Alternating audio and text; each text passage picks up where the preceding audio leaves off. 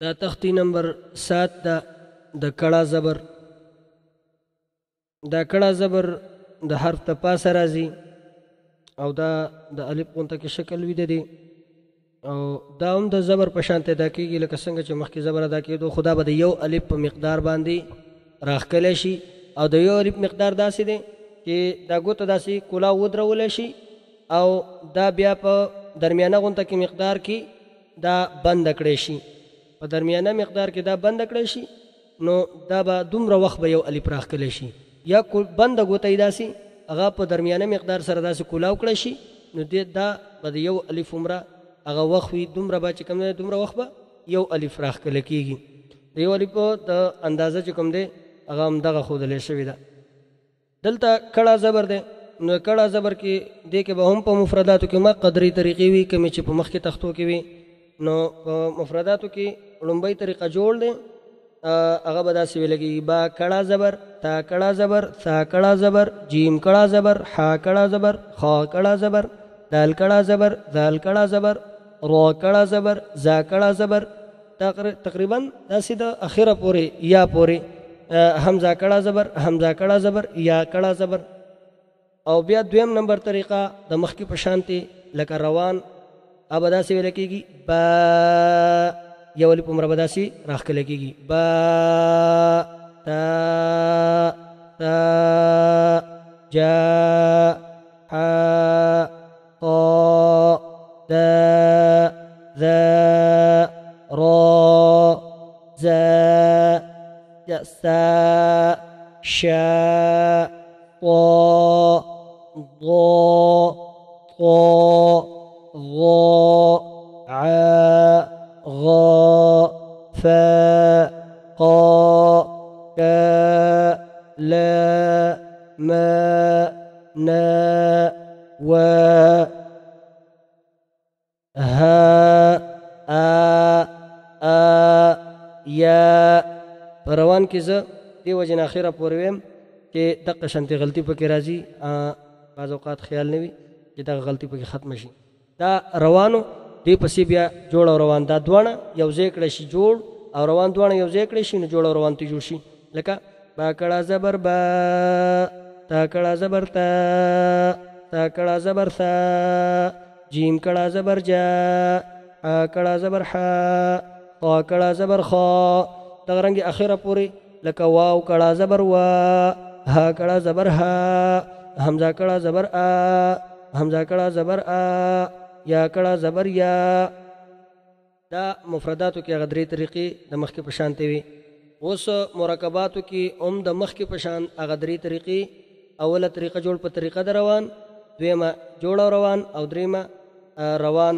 نو اوله طریقه جوړ په طریقه روان ابه داسې وایو تا با تبا را تبارک تبارک تا زا تزا و تزاوروا تزاوروا جاه جاهد جاهد يو دا يدافي يدافع يدافع تاحي تاحي. بل دا چې په دې ادا کې د کړه زبر او د زبر فرق وشي، دا رنګې چې کوم دی د زیر فرق چې کوم دی هغه ورسره وشي چې کړه زبر راښ کودلی شي او زبر چې کوم دی هغه را نښ کودلی شي. تاحي تاحي را تاحراني تاحراني عاه عاهد عاهد. دارنګې اخره پورې دا وویلی شي لکه علا علا يدا يداه يداه. خو په دې ځای کې ما عرض وکړو چې زبر او کړه زبر دواړو کې هغه فرق واضح شي. زبر را نخ کودلی شي او کړه زبر چې کوم دی هغه راخ کودلی شي، هسې نه چې د دې په ځای باندې داسې ونه ویلی شي چې یا د زبر هغه راښکودلی شي او کړه زبر را نښکودلی شي، بلکې طریقه دغه ده چې زبر به نه راښکودلی کېږي او کړه زبر به راښکودلی کېږي. دارنګې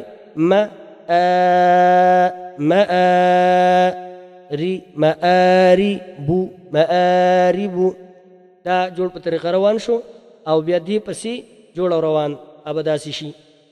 تا زبر ته با کړه زبر با تبا را زبر را تبارا کاف زبر کا تبارک تا زبر تا زا کړه زبر زا تزا واو زبر و تزاو را پیش رو تزاورو جیم کړه زبر جا ها زبر ها جاه دال زبر دا جاهد یا پیشو دال کړه زبر دا یودا فازر فی یدافی عین پیشو یدافعو ان کړه زبر سا حاضر حی تاحی را کړه زبر را تاحرا نون زیرنی تاحرانی.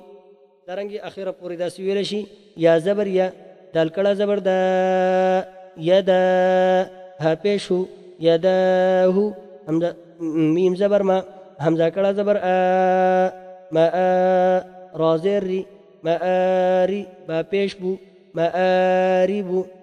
دا کومه طریقه شوه؟ جوړ او روان.